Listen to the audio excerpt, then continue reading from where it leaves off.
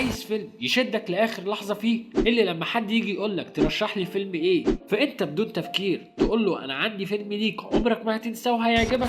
الفيلم التالي وهو فيلم درامي بحت وحي من نوعيه الافلام المؤثره جدا، واكيد بنسبه كبيره هتعيط في نهايه الفيلم، وابقى افتكر كلامي كويس. فيلمنا النهارده من الافلام الكوريه وليه خلطه كده لانه بينوع بين الرعب والاكشن والدراما، وبتدور قصة الفيلم حول سوك وو اللي بيقرر هو وبنته انهم يسافروا عن طريق القطر، وفجأة وبدون سابق انذار ينتشر وباء غامض يحول الركاب لزومبي، ومن هنا تبدأ رحلة السرفايفر للأب وحماية بنته للظروف دي. وحقيقي الفيلم بيبرز دور التضحية والإنسانية في وسط الظروف الصعبة. الفيلم صدر سنة 2016 وواخد تقييم 7.6 من 10، واسم الفيلم ترين تو بوسن.